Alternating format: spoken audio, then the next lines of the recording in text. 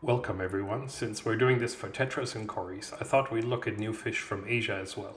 As always, these are not totally new fish, but a mix of newly imported fish, rare and unusual fish, and some old favorites we don't see often. I'll try to keep these as mixed as possible so there's something for everyone. Let's have a look. The first fish I want to show you today is Barbus bunau. Like the Asian tapir, they have a black saddle on their back and around the same level of intelligence. But they are hardy fish that make the ideal dither fish to draw out otherwise shy tank mates. They will swim up and down the glass from the moment they are added to the aquarium, and eventually, at a size of around 10 centimeters or so, they start to be a little bit territorial and bite each other a bit. This is a beautiful new barb in an unusual size category because many are either much smaller or considerably bigger. Betta species Antuta are named after the fishermen that found the fish, not a location. This is a big betta, similar to those in the Unimaculata group. Like many of them, the males have some variants, and some are more intense blue than others. These are male mouthbirders, and I find these large bettas in a densely planted aquarium are not all that aggressive. It's even possible to keep several males together if there is enough visual barriers. In my 40-gallon aquarium, densely planted with Vallisneria and a few Barbus bunau, it works very well. Larger betta species are quite hardy and readily accept dry food pellets, and at least this species breeds and raises young in alkaline water as well. The group of mouth almighties are really interesting new aquarium fish, at least for most of us. Australian keepers are much more familiar with this species found there, and I think all of us know the marine cardinal fish they are related to. Glossamia beauforti is one of the 4 species that is being exported at the moment from various points in New Guinea. This one has the griddle marks on the flanks at a slightly different angle. These fish have a gigantic mouth and will try to swallow any fish that will potentially fit their mouth. They are relatively calm fish that spend much of their time waiting for potential prey under overhangs and at least at first ignore each other most of the time. Eventually, they'll get a bit territorial and likely get more colorful as well. I'm not quite sure how big these will get, but expect most of the mouth almighties to reach from 20 to 30 centimeters. Glossamia wichmanni is at least for the moment the nicest of the Glossamia species, but we've not seen them all yet. This one has not only perfect barbecue marks on the flanks, but also bright yellow background color.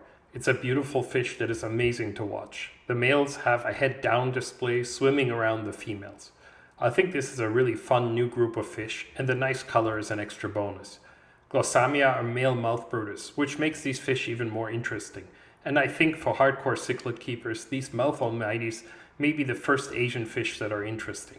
This species has now been bred in the aquarium already, and there's an article on breeding them in the current issue of Amazonas magazine.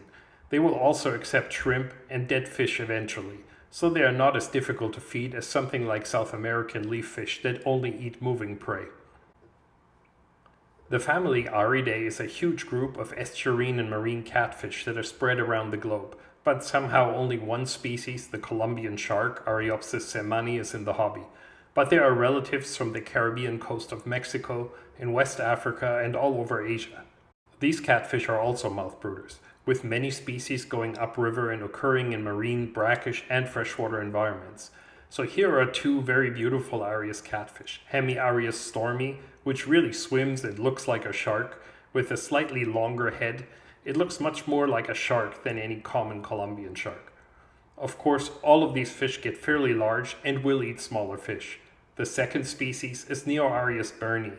It's more stocky and looks a bit like a Colombian shark or even a channel catfish from North America, but the color is deeper black.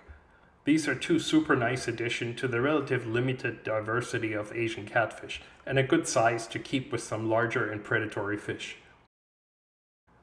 I think frogfish are some of my all-time favorite fish, and tempting to set up a marine tank just to see how the frogfish mimic the color of various sponges.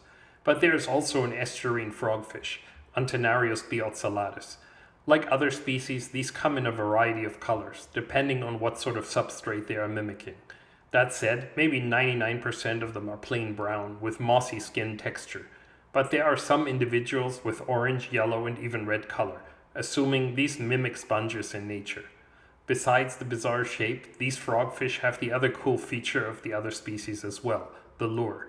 Attached to their forehead is a little tuft of skin attached to a rod that they can move around in front of their mouth. When small fish pick at it, they open their giant mouth and suck them in. This is so much fun to watch that you'll feel like you're in one of those deep-sea documentaries about freakish fish that look like they were drawn up by a kitchen utensil company.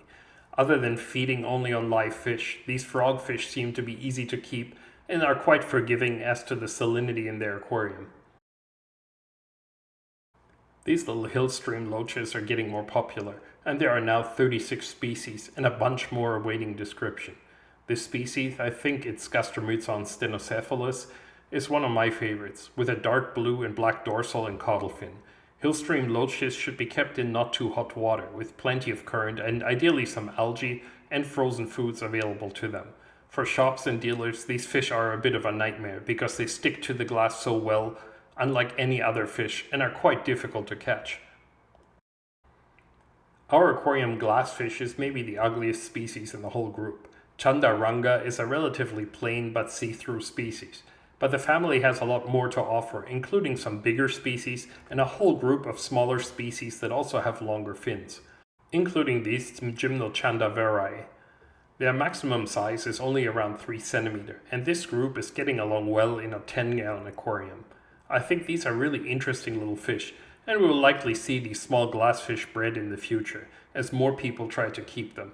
Glassfish are a bit more work because they are not crazy about dry foods. Ideally they would get live daphnia, which is their preferred food, but they also do fine on frozen daphnia, chopped up bloodworm and other small frozen foods. The second betta I am showing today is Betta mahachaiensis, which is my favorite in the group with Smaragdina and Embellis. All of these species occur close to Bangkok, and this is one that is actually in mangrove swamps. So technically, this could be a salt-tolerant species, but I have not tried that yet. I think this is one of the most peaceful bettas in the group, and it seems to do well in my slightly alkaline water in a community with various other fish. In a 75-gallon or 200-liter community tank, 3 pairs lived together alongside tetras for several months without really ever harming each other. I hope everyone enjoyed the first 10 new Asian fish and everyone saw something they had not seen before. I will try to make these videos a regular feature as well.